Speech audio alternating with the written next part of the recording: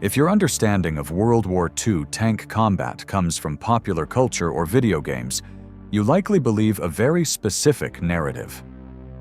The German Tiger and Panther tanks were invincible mechanical masterpieces, and the American M4 Sherman was a cheap, highly flammable death trap. The myth insists that it took 5 Shermans to kill 1 Tiger, and 4 of those Shermans had to die in the process. This narrative is not just an exaggeration, it is fundamentally wrong.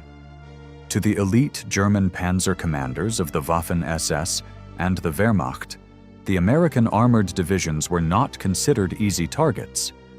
In fact, as the war progressed into the bocage of Normandy and the ruined cities of Germany, the Panzer crews learned to deeply fear the Americans. But the German heavy tanks were designed for a specific type of war, sitting on a hill a mile away and sniping enemies across the vast open steppes of Russia. But the Americans did not fight that kind of war. The U.S. Army doctrine was built on relentless aggression, high-speed maneuverability, cutting-edge communication, and a brutally pragmatic set of combat tactics designed specifically to neutralize heavy German armor. When an American Sherman crew rounded a corner in a French village and found themselves staring directly at the thick frontal armor of a 70-ton Tiger tank or a heavily sloped Panther, they knew their standard 75mm armor-piercing shells would likely bounce right off. But the American gunners didn't panic. They reached for the most terrifying weapon in their arsenal: white phosphorus, nicknamed Willie Pete. White phosphorus was officially designated as a smoke shell, designed to mark targets or conceal infantry. But American tank crews quickly weaponized it into a horrific anti-tank tactic. When a 75mm white phosphorus shell detonated against the frontal armor of a German tank, it didn't penetrate the steel. Instead, it exploded into a blinding 5,000-degree shower of sticky, burning chemical flame and incredibly dense, toxic white smoke. For the German crew inside, this was a psychological and physical nightmare. The burning phosphorus stuck to the tank's optics and periscopes, instantly blinding the commander and the gunner. The tank became completely blind in the middle of a firefight. Worse, heavy tanks require massive engine cooling fans and crew ventilators to cycle air. Yet the roaring fans of the Panther and Tiger would instantly suck the toxic, suffocating white smoke directly into the fighting compartment. The German crews, choking, blinded, and convinced their vehicle was engulfed in unstoppable flames, would often panic. They would blow the hatches and bail out of the tank in terror, right into the waiting crossfire of American .30 caliber machine guns. The Americans didn't need to pierce the Tiger's armor. They just needed to smoke the crew out. Another massive technological advantage the Sherman held over the German Panzers was entirely invisible from the outside. German tanks, for all their incredible optics and heavy guns, had to come to a complete dead stop to accurately fire their main weapons. If a Panther was moving, its gun was bouncing wildly. The M4 Sherman, however, was equipped with a Westinghouse gyroscopic stabilizer. This complex piece of technology kept the main gun barrel relatively level on the vertical axis, even while the tank was bouncing across a rough field at 20 miles per hour. This allowed the Americans to employ a terrifying tactic called marching fire. While advancing on a German position, Sherman crews would fire their 75mm guns repeatedly on the move. While a moving Sherman was unlikely to score a pinpoint lethal hit on a Panther's weak spot, that wasn't the goal. The goal was suppression. Imagine being a German tank commander. A platoon of American Shermans is charging at you at 25 miles per hour. Instead of stopping to aim, they are constantly firing. High explosive shells are exploding all around your tank. The concussive shock waves are rattling your teeth.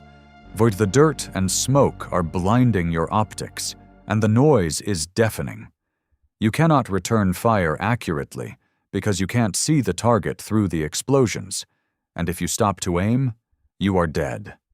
The gyro stabilizer allowed the Americans to aggressively close the distance, overwhelming the German defenders with sheer violence of action until they were close enough to flank.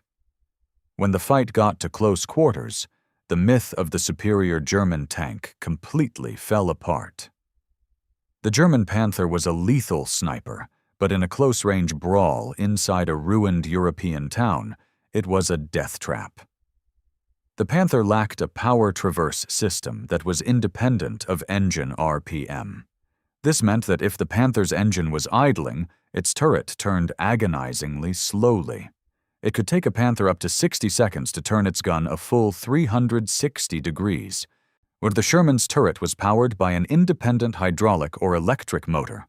With the flick of a wrist, an American gunner could spin the Sherman's turret a full 360 degrees in just 15 seconds. American crews ruthlessly exploited this. In urban combat or the tight hedgerows of Normandy, whoever shoots first wins. The American tactics dictated that if they encountered heavy armor, the lead Sherman would fire white phosphorus or high-explosive rounds to blind the German tank and pin it in place. Meanwhile, the rest of the Sherman platoon would use their superior speed and mechanical reliability to violently flank left and right. By the time the German commander realized he was being flanked, he would order his gunner to traverse the heavy turret. But it was too slow. Before the Panther's long 75mm gun could even swing halfway around, an American Sherman had already sprinted to its side, leveled its fast-turning turret, and pumped a lethal armor-piercing round directly into the Panther's paper-thin side armor. But the ultimate U.S. tank tactic wasn't a shell or a maneuver, it was a radio.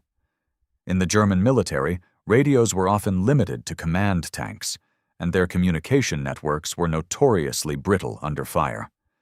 In the American armored divisions, every single Sherman tank had a state-of-the-art, crystal-controlled two-way FM radio. The Sherman was never fighting alone. It was the heavily armored node of a massive, hyper-connected killing machine. The American tank doctrine was combined arms. If an American tank platoon ran into a heavily fortified, dug-in Tiger tank that they couldn't flank and couldn't smoke out, they didn't charge it in a suicidal frontal assault like in the movies. The American tank commander would simply reverse behind a hill, pick up his radio, and call down the wrath of God. Within minutes, that German Tiger would be subjected to a devastating, time-on-target artillery barrage from 155mm long Tom howitzers miles to the rear. Or worse, the American tank commander would patch directly through to the Army Air Forces, and a squadron of P-47 Thunderbolts would dive out of the clouds, dropping 500-pound bombs and unleashing barrages of high-velocity rockets directly onto the German armor. To the Germans, it was profoundly demoralizing. They could build the thickest armor in the world, but it didn't matter. If an American tank simply saw them, an apocalyptic storm of high explosives would fall from the sky and wipe them off the map.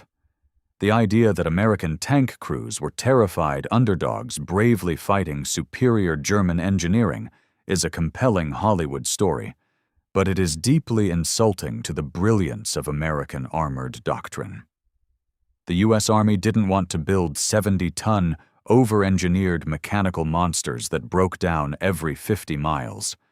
They built a 30-ton, highly reliable, incredibly fast machine equipped with gyro stabilizers, fast turrets, and perfect radios. American tank crews terrified the elite Panzer divisions because they refused to play by the German rules. They refused to engage in chivalrous, one-on-one tank duels. Instead, they blinded their enemies with chemical fire. They fired relentlessly on the move, for they used speed to exploit every mechanical weakness of the German heavy armor, and they possessed the logistical and communications power to summon artillery and air support at a moment's notice. In the brutal reality of the Second World War, the Tiger may have been a formidable beast, But the American Sherman was an entire pack of wolves, and the wolves won.